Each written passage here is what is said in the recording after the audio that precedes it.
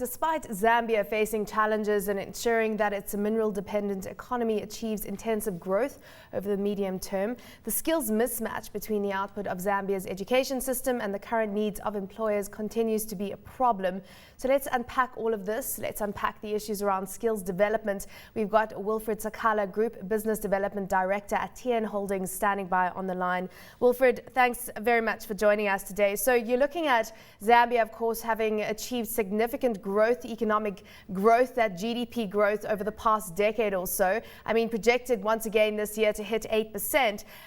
But, you know, standing back as a company that operates in Zambia right now, do you see this growth having filtered into a creation of formal sector employment opportunities?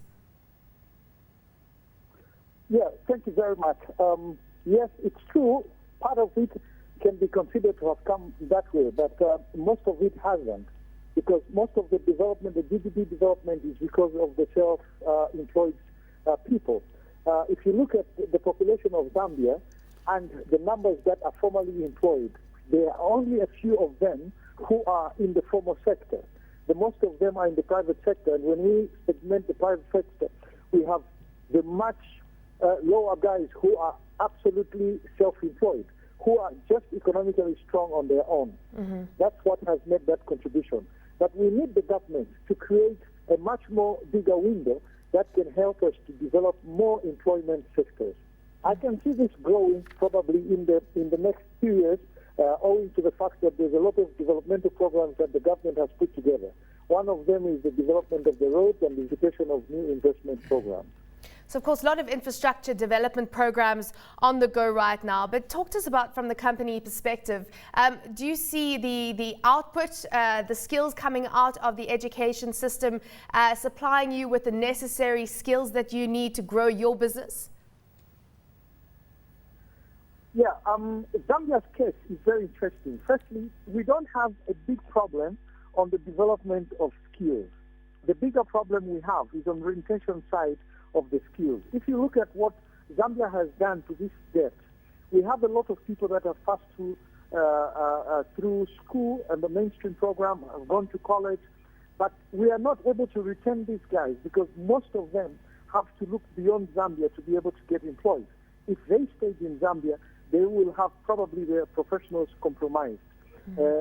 What I mean is that they'll get anything that is lower or what can afford them a meal, which should not be the case, because somebody that has gone to school, somebody that has a skill, should be able to employ themselves and be able to do something in the employment that they get. I mean employing themselves as applying themselves to the right positions that they need. So essentially, now, the Zambian... Yeah, sorry, continue. Come on. Yes.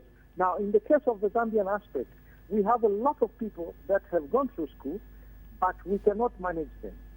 So we've left them to go to the other places. Some of the highly educated fellows have seen themselves out of Zambia into the neighboring countries and into the diaspora, especially people in the health sector and the teaching sector and the engineering side.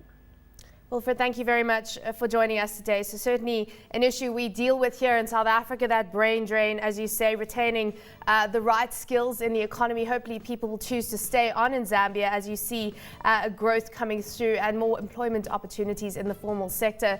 That, of course, Wilfred Sakala, Group Business Development Director at TN Holdings.